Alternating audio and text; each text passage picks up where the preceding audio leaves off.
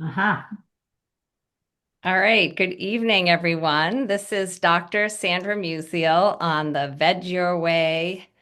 What do you call this, Joan? Health Veg at Your any age Health at Any Age chapter. chapter Yep. meeting. Um, all right. And I'm going to share my screen in order to introduce myself because I have a slide on it. Oh, good. All right. So, the title of my talk is Food is Medicine, 5-Week Plant Docs Program Results, Real Science, Real Change. So here's my introduction. I'm a foodist medicine specialist. And also I'm just going to mention, like, feel free, is that okay with you? Like if people ask questions as we go along, or do you want them to put them in the chat, Joan? No, they can ask questions as we go along if that's okay with you. Yeah, that's okay. Just if what they could do if they could raise their hand with All uh right. You can let me know because I can't see everyone. yes, I'll let you know. And I'll also monitor the chat. Okay, thank you. And I will leave time at the end for question and answer. So I'm a food as medicine specialist, and but of course they don't have that as like a thing that you do right out of medical school. So I started out in pediatrics, and then I added.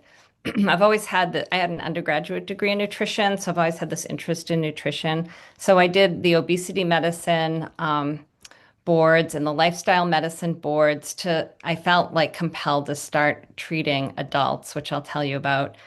So in my history, I've worked in private practice in pediatrics in Rhode Island, and then I went to Hasbro Children's Hospital and I helped open a pediatric obesity clinic. I worked in the resident clinic, teaching the residents, the medical students.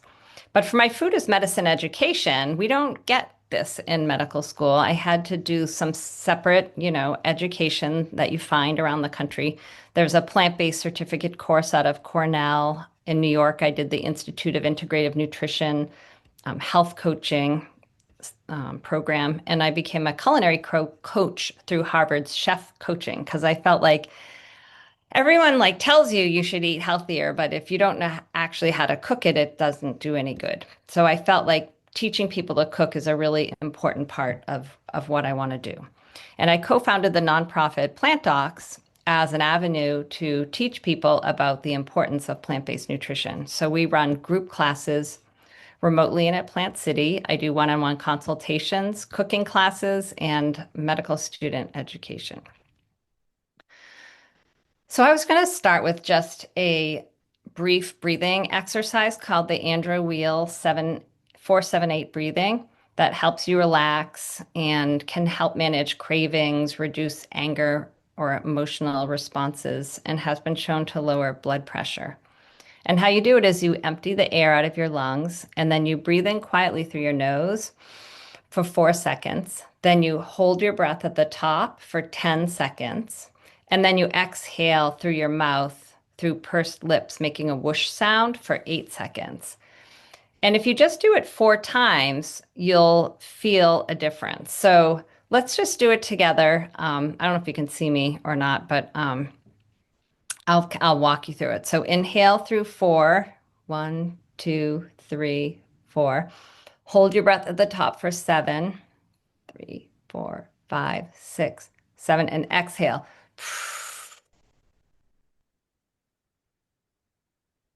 Inhale, hold, exhale.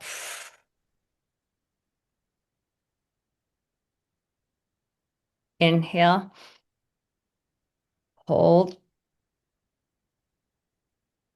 exhale.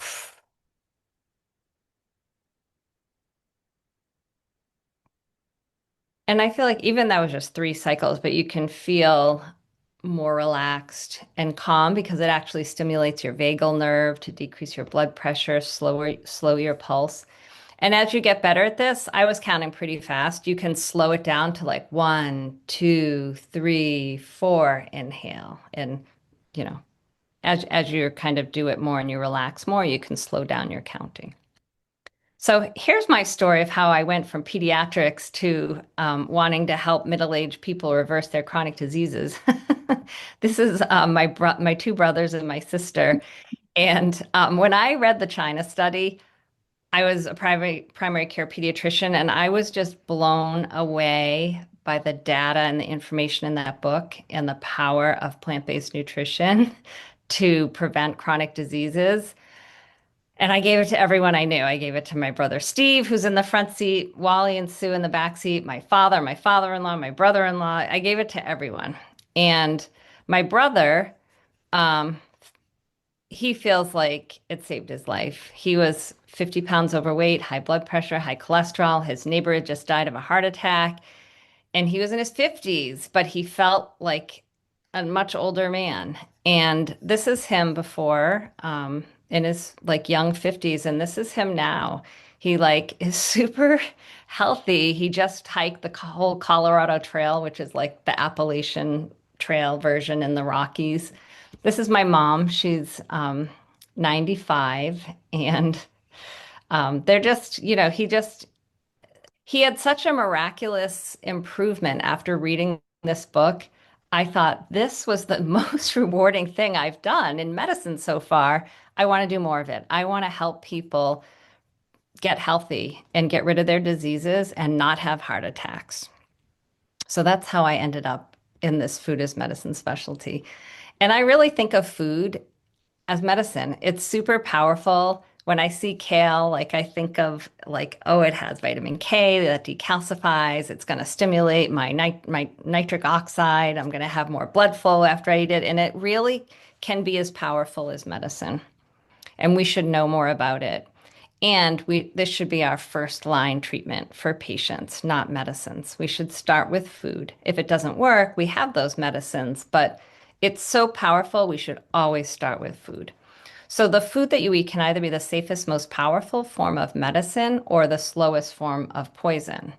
So what does this mean? The food you eat can go either way. That's kind of weird, right? So here's the definition of food. A food is a product eaten regularly by a group that has recognized its harmlessness and long-term benefits for health.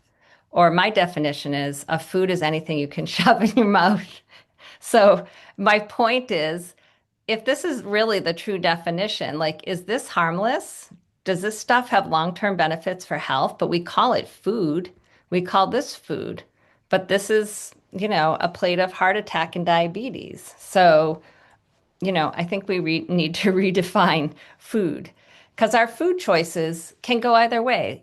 They can have, I think, everything you put in your mouth should have a gift for your body, so a phytonutrient, a vitamin, minerals. It shouldn't be stealing your health when you eat. So here's another way of looking at this same thing is there's this spectrum of food, right? It's not just one or the other. It's not just gifts or stealing health. Like in here, we have, raw green vegetables and fruits that are in their natural state. So they're packed full of vitamins and phytonutrients and antioxidants that help your body function at its most, best, at its most best. So like they're anti-inflammatory. They set up a milieu in your body to fight disease. This like optimizes your immune system and helps prevent cancer to the most and is the most like anti-heart attack. But the opposite end of the spectrum is foods that we've kind of bastardized by overly refining the flours, adding sugar, adding salt, adding unhealthy oils, frying things 16 times in inflammatory oils. It's devoid of color and nutrition. And this kind of food feeds disease. It's inflammatory and our body doesn't like it. But there's everything in between, right? So there's this huge spectrum of food, huge spectrum. So the point is, and wherever you're eating, you can always move more toward this cabbage and kale, right? It doesn't have to be eating cabbage and kale 100% of the time, but the more you move away from these inflammatory foods and more toward these healing foods, the healthier you'll be. And so here's how it works. You are what you eat. And we make 50 billion new cells every day. They die and we remake them. And these new cells are made with the building blocks that we provide in our food. They don't, they're not just made out of thin air. We create them from the building blocks that we eat. So if you eat 100 calories of broccoli or 100 calories of Oreos, these are going to make different quality cells. And the lovely part is every time you eat, you have an opportunity to start fresh. So no matter what your age, even if you've been eating crappy for decades, you can start tomorrow and change what your new body is going to look like as you remake all your cells. So I see it as a very positive way of looking at it. So this is a slide that I love called the compression of morbidity. Compression. And what is morbidity? Morbidity is like the bad stuff that happens in the medical world to humans. So diseases, diagnoses, the need to be on medication, aches and pains are symptoms. So in the first timeline, this is someone who's eating a standard American diet, abbreviated SAD. So cheeseburgers, French fry, Coke, and junk food. And if you eat this way your whole life, I have here around 50, but it's more like much younger that these morbidities start. I saw children in the obesity clinic with diabetes and fatty liver disease. These aren't diseases that children should have, that anyone should have. They're all preventable. But just for the sake of simplicity, around 50, you get these morbidities when you don't eat healthy. And the triangle is showing the morbidities. The more time that goes by, the more morbidities you have. So your quality of life is not great. You have aches and pains. You're not sleeping well. You don't have a lot of energy. So you can't do all the fun stuff that you used to do in your life, like travel and be active and whatever it is that's fun. It's harder and harder to do. And when you don't have your health, it's hard to, it's hard to really enjoy life. And then there's this premature death at the end of this morbidity. This is death. Okay, second line is the standard American diet plus, oh, our wonderful medical intervention. We wait for everyone to get diseases. Then we throw drugs at them that have side effects that cause other problems like constipation or neck aches or jaw necrosis or whatever it is. Like, these medicines that we have terrible side effects. But we're able to prolong life. We do surgery after someone has a heart attack, someone gets a stent, they live longer. But if they have all these morbidities, it's hard to have, as good a quality of life. The third line is just exemplifying the more you embrace, the earlier and the more that you embrace a healthy lifestyle, including not just eating healthy, more toward that side that I was showing you, but also not being sedentary, moving more. So I love the initiative you're starting, Joan, with accountability and getting people to, exercise together because that really works. But also managing stress and, keeping that low as possible. You'll take all this morbidity and compress it into the very end of life. So you can live like my mom. In the video I just posted of her. You guys check out my Instagram page or Facebook page. My 95-year-old mother was showing me how she makes lentil soup. And, she's running around her kitchen, getting all the ingredients. She made it, anyway, Yeah, sharp as a tack. she was unreal. I saw that video and it was just amazing. I need, We should have had her on. I know. You know what? I'm going to videotape her more because she's really something. Oh yeah. Oh my gosh. Customer support for flat tires, lockouts, and non-drivable vehicles. Press 1 for service, vehicle, and supercharging support. Somebody needs to mute. All right. I think we got it. There we go. So the whole point of compression of morbidity is to spend more time living and less time dying. So of the 2 million species on the planet, only 3 have a problem with their weight. Do you guys know which 3 they are? Anyone can speak up. Gorillas. Lockouts and non-drivable. I think humans, cats, and dogs. Humans, cats, and dogs. I don't think gorillas have I think they're just muscular. Okay. And gorillas eat only plants too, you Yeah, know, that's true. I'll take that Yeah. back. they're very much. Um, but people are confused, obviously, right? What are we doing wrong feeding ourselves and feeding our pets? There's all kinds of fad diets out there that, you know, written by seemingly reputable doctors. There's fads and confusing news headlines, and the government doesn't help with all the lobbying efforts toward the dairy, the food industry, right? And corn syrup and the subsidies that are provided. So there's no wonder people are confused and doctors are confused. So this is just a quick timeline of obesity rates. This is by state, the prevalence of obesity by decade. So the first graph is in the 1990s. I was in medical school and residency, and the obesity rate was about 20%. Then in the 2000s, it was starting to get more orange, which is the upper 20s%. I was a primary care pediatrician. And then the next decade, 2010s, I worked at Hasbro Children's Hospital, and now we're in that dark orange color. So now we're in like 35%. And now when I've been working at Plant Docs, we're up to 42.5%. And by 2030, which is the last graph, they're projected that some states will be, you know, up and over 60%. So my point here is in all the decades that I've been a doctor in this amazing, you know, healthcare system with all these advances, we have completely failed at managing chronic diseases. They've all gotten worse. Obesity is out of control. Along with that, type 2 diabetes has just gone up and up. It's estimated 1 in 3 actually have prediabetes. Heart disease is the #1 killer in the United States and across the world. Every fourth death is due to cardiovascular disease, and someone dies of a heart attack every 40 seconds. And it's the leading cause of death in people with diabetes. So these things are linked. Obesity, diabetes, and heart disease is all related. Hypertension, 42% of US adults have hypertension or are being treated for it. And every year, 795,000 Americans have a stroke, which is one of the leading causes of disability in Americans. So why is everyone lined up in the pill and surgery line? Why is this poor guy at the lifestyle change line bored? That's me waiting for everyone to knock on my door. So Carol switched lines.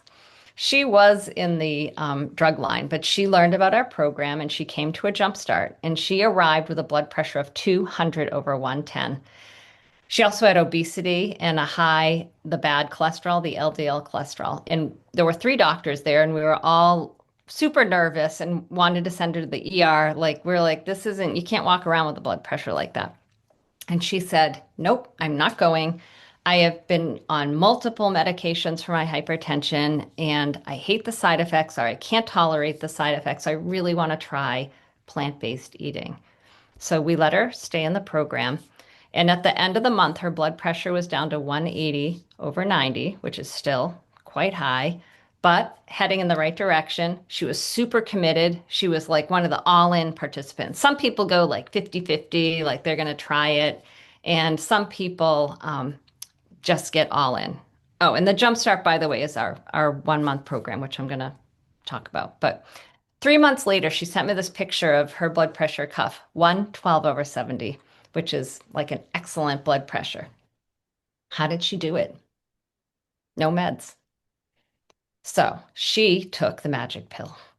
This is from Dr. Esselstyn. So what if there was one pill that lowered your blood pressure, she had the high LDL, lowered your cholesterol, reversed diabetes? One pill that did all of that. It would be the most amazing invention ever. And this pill doesn't cost much. You would think a pill like that would cost like $1 million. Doesn't cost anything.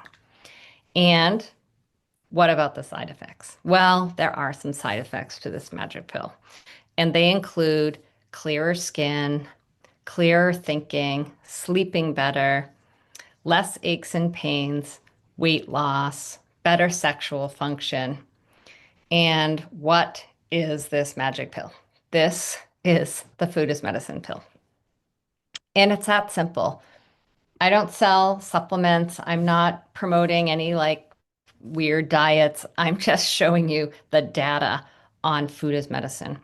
And when you eat this way, it just helps all of these conditions without spending any more than you already spent. And I know you guys are already all on board because that's why you're here.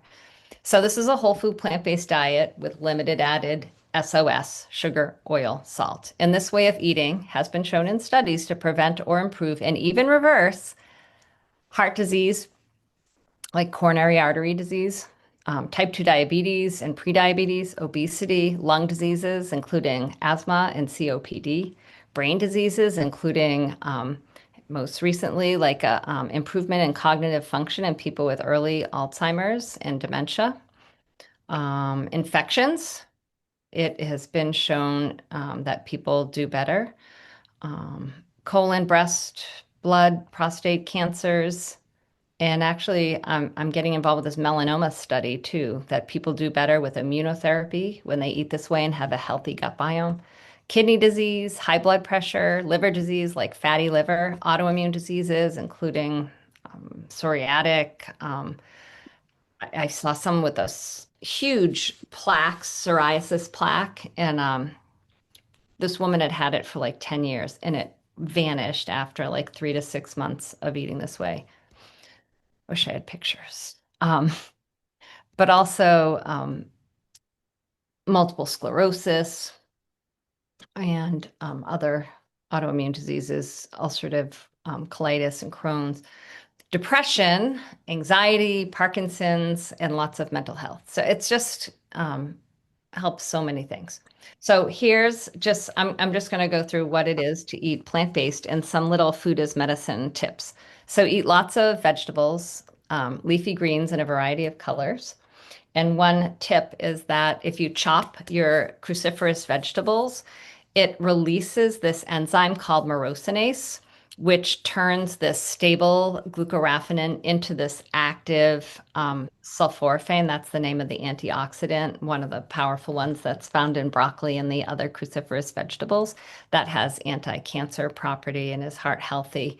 So the advice is to chop your veggies ahead of time and let them sit for like 10 to 15 minutes because as they sit, more of this enzymatic activity is happening and you end up with more sulforaphane. And chew your food well because more of this myrosinase is produced when you chew and you break open the cell walls, and then you get even more sulforaphane. And just steam your veggies because if you boil them, it will then destroy the sulforaphane. Another quick tip for leafy greens is to add vinegar, something like citrus juice, some kind of acid like vinegar, citrus juice, tomatoes to your greens. The addition of the acid does a couple things. One is it increases certain nutrients that we absorb, like calcium and iron.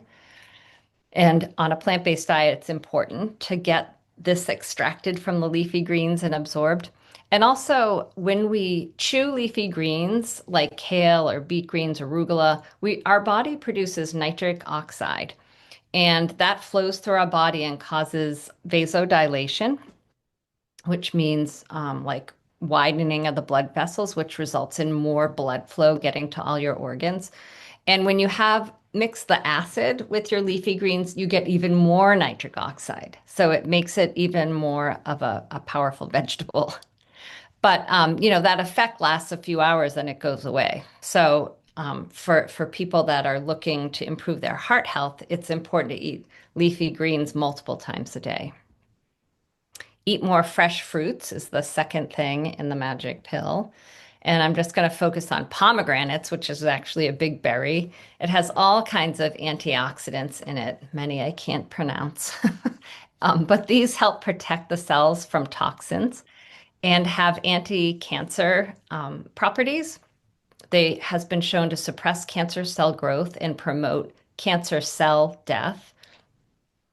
In fact, there was a study done. Men from countries that eat a lot of pomegranates have the lowest prostate cancers in the world, 50 times lower. It's like that's really impressive, and they're heart healthy. So This is a great time of year to find pomegranates. You can just eat them like a fruit, open them up, or sprinkle them on your salads, or mix them in with like a grain bowl. They're very, very good for you. So try to eat the rainbow with your fruits and veggies. So third is more legumes. Um, this is like the one of the main sources of protein. They're very high in protein, low in fat. There's 18 grams of protein in 1 cup of lentils. They're heart healthy. They have a very low glycemic index to help regulate blood sugar. They decrease cancer risk, prevent constipation, help. They're very filling, so they help with weight control. They're inexpensive. They're the least expensive form of protein, and they're nutrient rich. So, one of the things that is probably related to everything on this list is when you eat legumes, you produce a healthier gut biome. And a healthier gut biome, in turn, helps with metabolism and immunity. So, all these things are related. So, fourth thing, eat some nuts and seeds. We have to be a little careful because they're more calorie dense. So, you have to just be mindful of what a portion size is. But nuts can help reduce the risk of heart attack. Walnuts, in particular, are very rich in omega-3, vitamin E, and antioxidants, but so are a lot of nuts.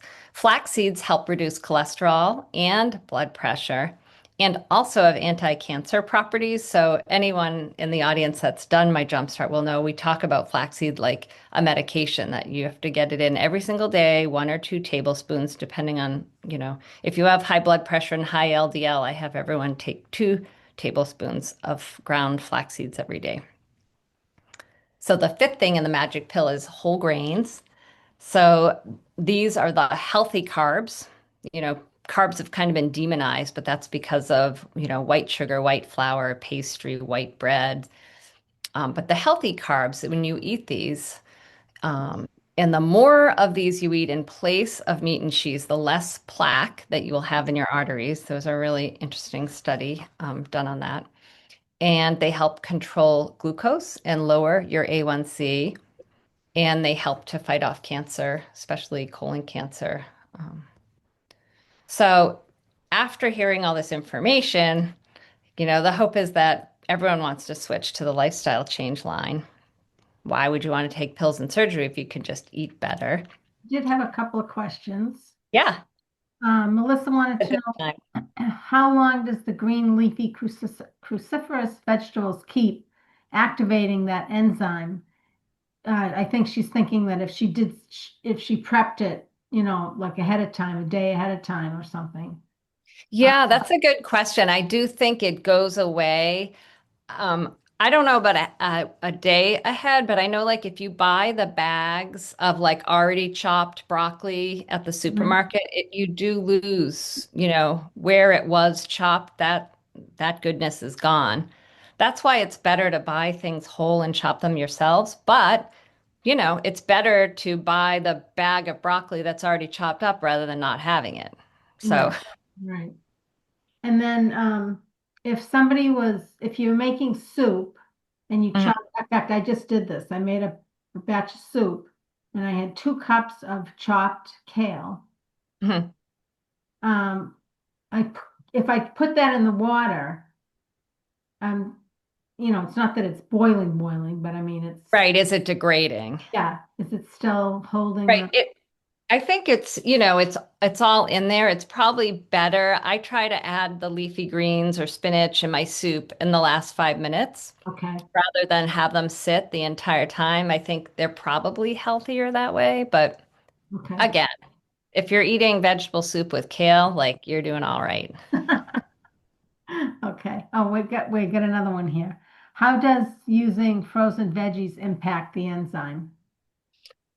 It decreases it because they boil them briefly. They blanch all the frozen vegetables that you buy in the bag. So it does take away the sulforaphane. Other than that, they're pretty nutritious. So again, like if you can buy it fresh and whole, it's better. But if buying them frozen makes you eat them more, that's better. Yeah. Any other questions? All right. So that was a good time to ask questions. So who is Plant Docs? That was this is from the other night at our fundraiser.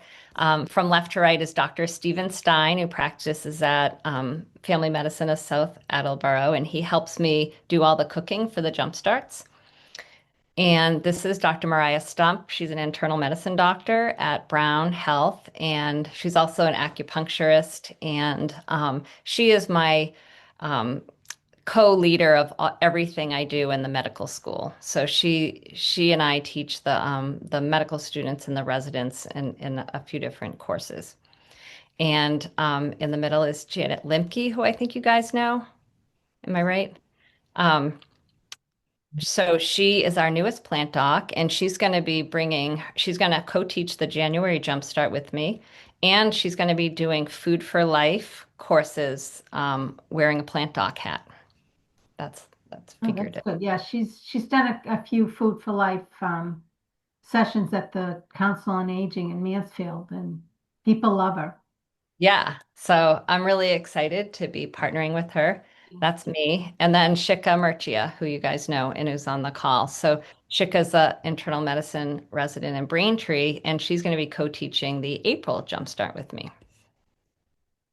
So, Plant Docs, for anyone who doesn't know, this is my nonprofit. Our mission is to enlighten the public and medical professionals about the important connection between food and health, both as a cause of so many diseases, but also as a cure of many chronic diseases. So, we educate on the research supporting whole plant-based nutrition to prevent, improve, and reverse chronic disease, including type 2 diabetes, obesity, heart disease, autoimmune diseases, and certain cancers. We offer patients a chance to take control of their health with their fork, choosing nutritious options and lifestyle changes over medicine and surgery. So our programs include our Jumpstart Your Health that I'm going to tell you about. We have monthly cooking classes. We just had one last night. We made cabbage steaks with a red pepper sauce over white bean puree. You guys are welcome to join them. We have private nutrition, MD consultations, and corporate programs. And as far as outreach, I do speaking like this. I love doing it. I wherever I can get a chance in front of the medical students and residents, I think that's the most important thing I do, because even if it's just one time, that might change their knowledge so that as they become doctors and all the patients that they're going to see over their lifetime, maybe, I think it'll have more exponential impact. And then there's research. We published the research I'm about to show you, and I'm also in the early stages of a melanoma project and a wellness project. And we help build plant-based community through groups like you guys. So here's our Jumpstart Your Health. It's started and run by 3 physicians, Dr. Stein and myself, and then Dr. Su-Yin Lee was one of the founding members. It's a 5-week immersion into plant-based nutrition. It was started at Plant City, but now we do it fully remote, and it was designed for the community. It includes 3 educational sessions. It's like once a week. 3 of them are educational, and 2 are virtual cooking classes where we do a breakfast, lunch, and dinner. We assess before and after blood work, and we teach about a shop with a doc at a supermarket, weekly meditation and mindfulness techniques for stress reduction, like the 4-7-8 breathing we did in the beginning, and a virtual Plant Docs consultation after the program.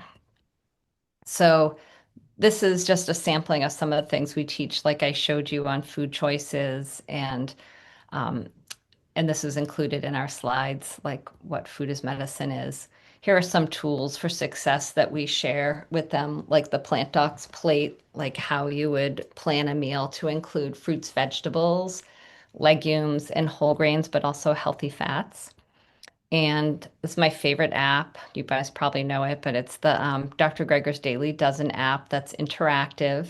And we use that as a guide to get people to focus on what they should try to get in every day to feed all their cells and their organs, rather than what you can't eat or what's taken away. So I like focusing on adding in healthful things rather than like feeling restricted. And when you do that, you don't need to count anything. We focus on meal planning and help people plan what's realistic for them through lots of ideas and little workshops. And then this is when we started our remote classes. This is our cooking together classes, how we talk as we go. We demonstrate, and all of our participants cook at the same time. We teach reading nutrition labels, and I'm happy to come back sometime and do this if you guys are interested. We could do a deep dive into that. I love talking about the fiber and the gut biome. And the one detail about that I will share, because I think this is so, so important, is how dietary fiber, which is in all plant foods and in no animal foods, creates a really healthy microbiota or gut biome here. These are the green little buggies. And those guys produce all kinds of important stuff. You don't need to know all the names of them, but their role in our health is so important. They produce these short chain fatty acids that stimulate our own body to make our own hormones called PYY and GLP-1. Does anyone hear of GLP-1? This is the same thing, what Wegovy, Ozempic, that people are taking for weight loss and diabetes.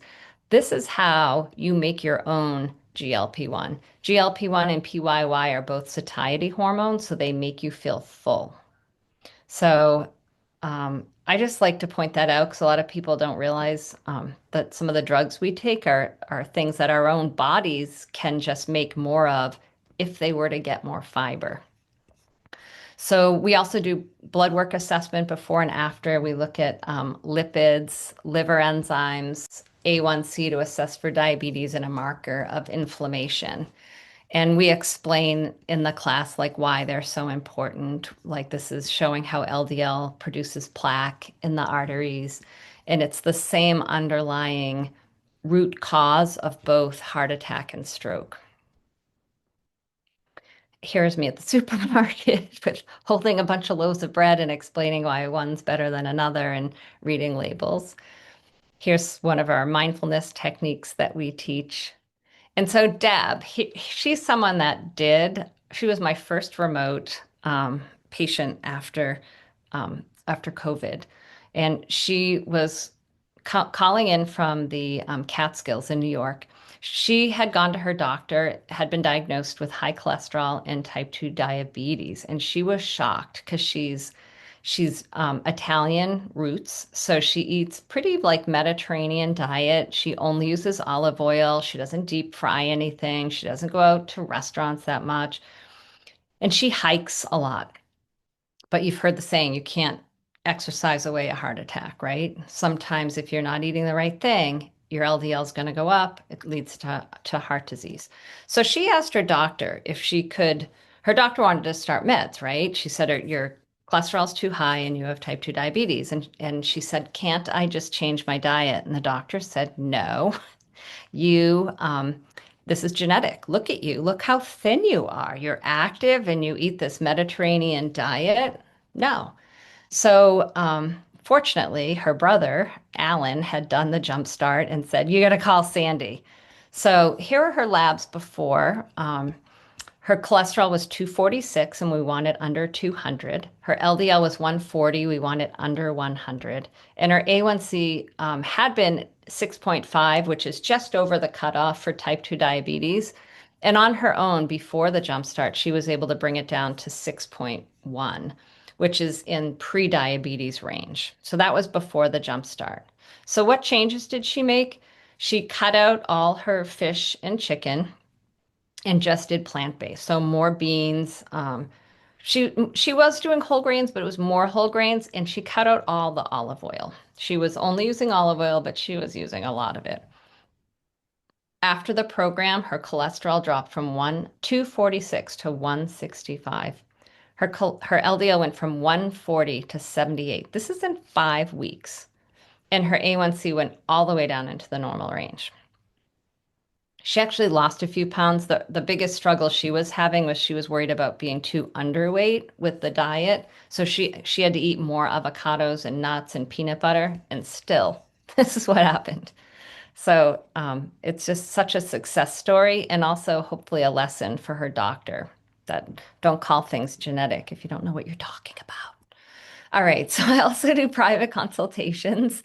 And so here's our data from the study. I know, let's see. Okay, we have 20, a little less than 20 minutes. So I took the first 10 groups, the first 10 cohorts that we did. We had 150 participants in total that I collected data from.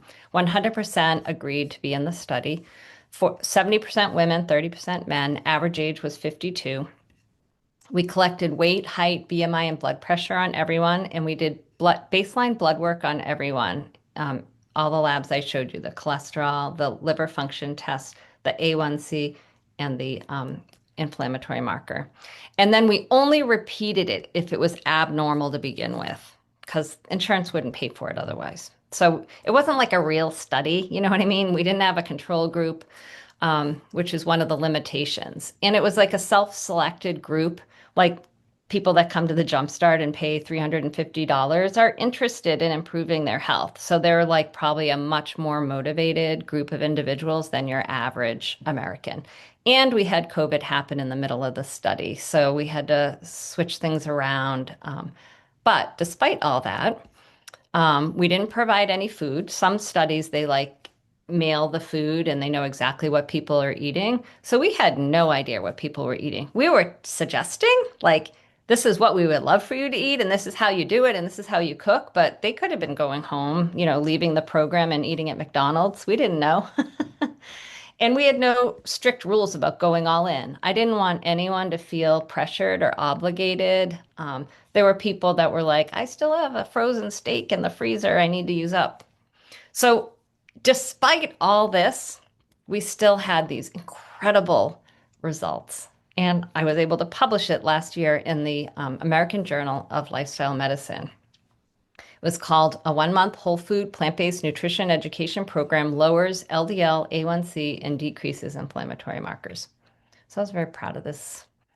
And this is one of the simpler charts. There's like, it's very data heavy because I was collecting all this information. I'll just say this, but it seemed like amazing, the results we were getting, but I really didn't know that they were statistically significant, which is what you need to have in order to say like it's research.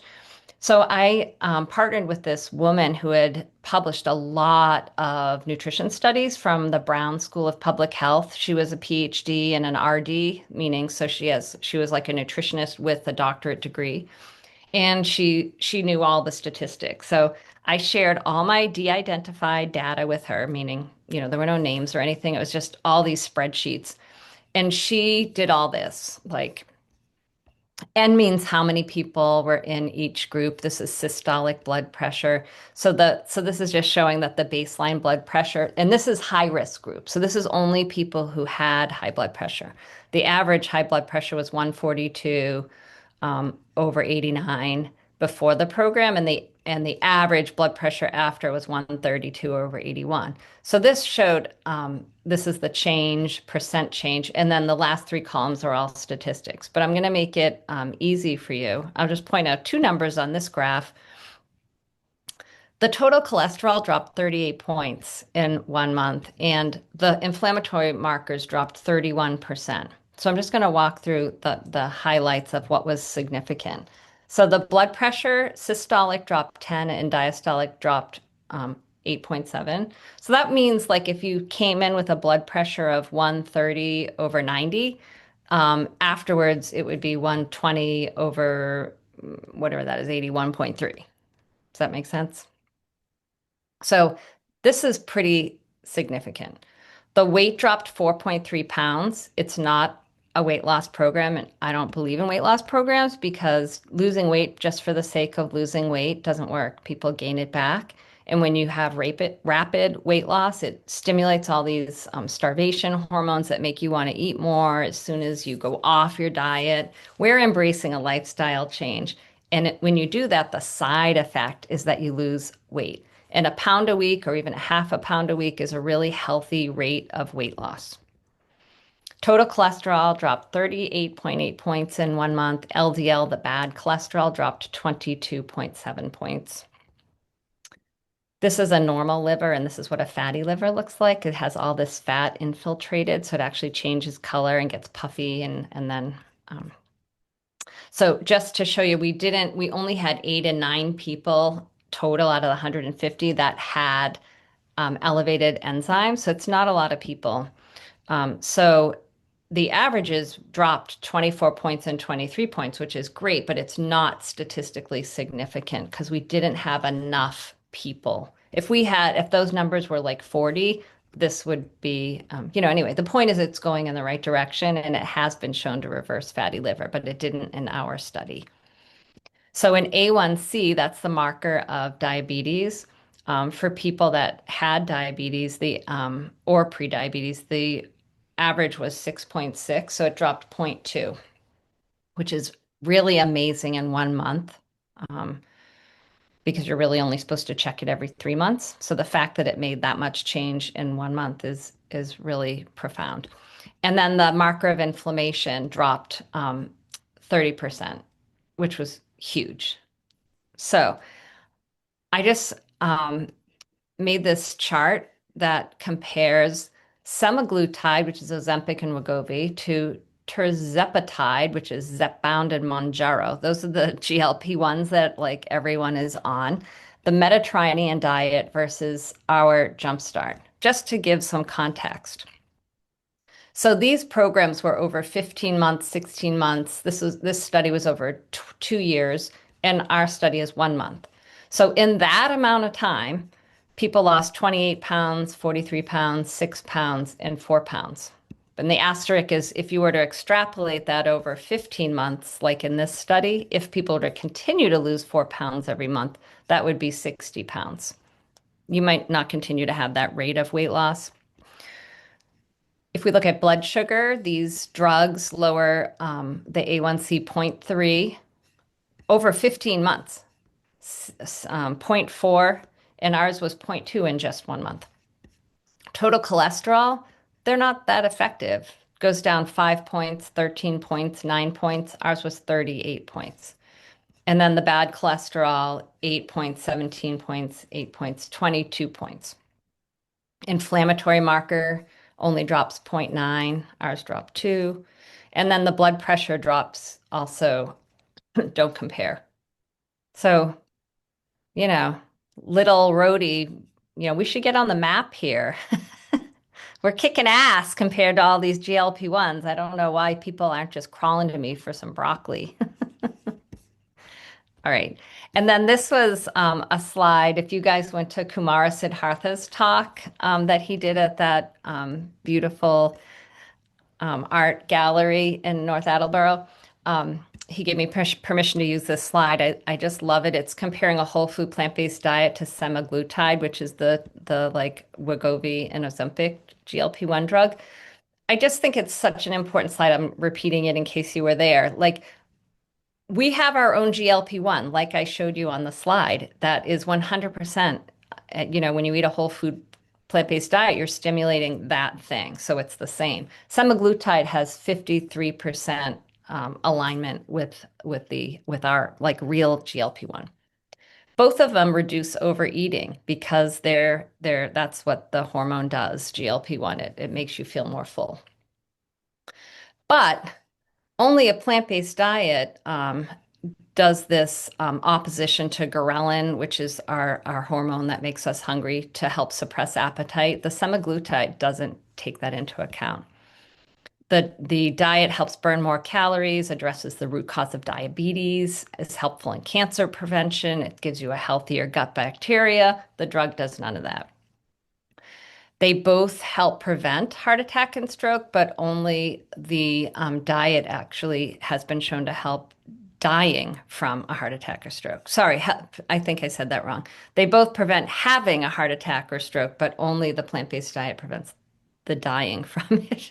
That's an important distinction.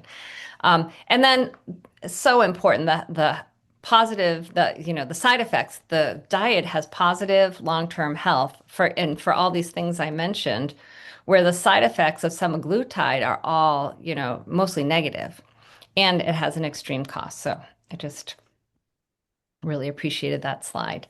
So in light of the hour, I'm not going to read all these. Let's just say there's a lot of happy campers that have done our jump starts. I would love if you guys don't already go to our website and sign up for our newsletter. That's the best way to stay in touch with like what's coming up next. When is my next talk? What's a great recipe this month? This month we're going to be sharing delicious like holiday treats. I also do fun posts on Instagram and Facebook. That's where I had my 95-year-old mother showing how she made lentil soup this week. I also have a bunch of information on YouTube that's all free, like all these cooking videos and informational classes. I've also posted things that I have done at Brown that are at that level that you guys would pretty much, I think, understand. And here's my email. If you want to ask me anything, I'm always available to communicate. Here's our website, plantdocs.com. We have free recipes and that's where you can sign up for like our jumpstart. And our next jumpstart begins, I forgot to make a slide on this, January 7th. It's going to be fully remote from Key West. Yes, I'm going to Key West for the month of January. I'm getting really excited. I've never gone away for January in my life, and I'm ready. Thank So God. Huh? So yeah, I'm so excited. So I'm going to be doing Jumpstart from Key West in January. It's 5 weeks. It's all Wednesdays. And then the other really special thing we have coming up is I'm going to do a compressed Jumpstart at Kripalu. I don't know if you guys are familiar with Kripalu, but it's like a yoga center in the Berkshires where they do yoga. They have a full plant-based buffet. They do meditation. It's like beautiful and it's just like a great vibe there. And so I'm pairing with Chef Laura. I don't know if you know her. She does the new cooking classes out of Mass General. So we are doing it together. And there's also going to be a little mindfulness component. So it's going to be like healthy cooking and tastings plus all of my Jumpstart lectures kind of spread out throughout the weekend.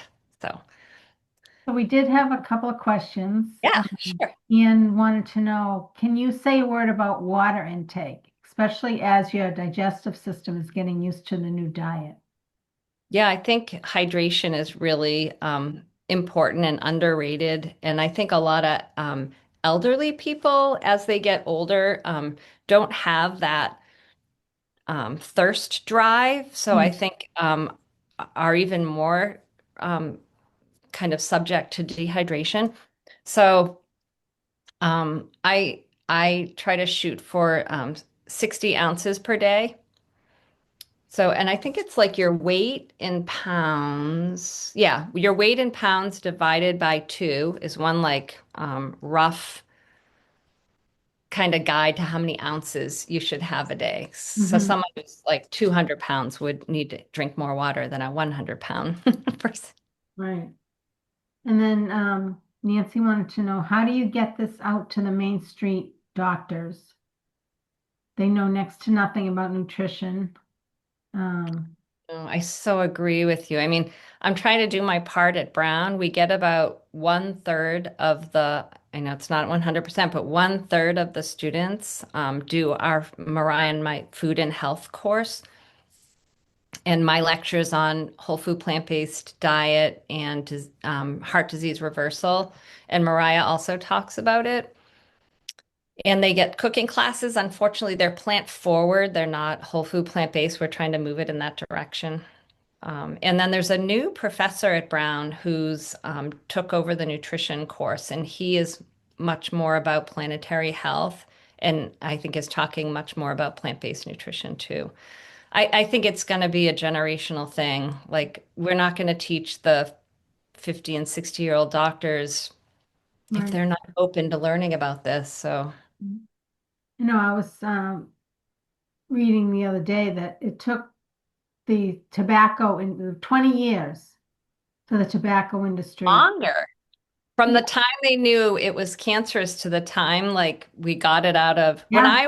when I was a medical student, people were smoking in bed at Worcester, the hospital in Worcester where I Oh my work. God. Yeah, yeah. So, but I'd be curious, do you see a trend that things are It's getting better? molasses. Yeah, it's like molasses though. It's Yeah. so slow. I feel more excited about what's happening at Brown because I'm seeing the students more interested and kind of knowing about it and more there's a huge demand for this course. We only can take 20 at a time, Hmm. Wow. but no, I just feel like the doctors, the doctors that I know are starting to learn about it, and this lifestyle medicine movement is growing. More and more doctors are being trained, but locally, I'm like, I'm pretty frustrated with the lack of referrals from doctors to my program. Like I'm here and I don't know. I spoke at an internal medicine. I do what I can, to educate, but if Right. anyone has suggestions or connections, let me know. Does anyone have any questions other than what's in the chat? Thanks, Shika. It's my plant doc. Yeah. Oh yeah, she was one of the first members of this group. Yeah, so you guys all know Doc in the kitchen, Oh right? Yeah. yeah. Hi, I'm not gonna turn my camera on. I'm not feeling super well today, so Oh, I don't Oh look so no. good. Yeah, Well, thanks for getting on. yeah. Well, thank you everybody for joining us. This was an excellent presentation, and I'd love to have you come back and do the presentation on labels. oh yeah, that'd That be is fun. so, yeah, that is We so could do important. it like more interactive, like where everyone gets three things from their cabinet and we can like Okay, talk about it, and that'd be fun. yeah, okay. I'll reach out and plan that. All right. If anyone has any questions they think of afterward, just email me, sandy@plantdocs.com. Yeah. Okay. Thank you so All much. right. Thank you Thanks, very everyone. much. Very good. You're Thank you. welcome. Thank Have you. a Thanks, good Joe. January if I don't see you. Right. Yeah. Bye. Bye.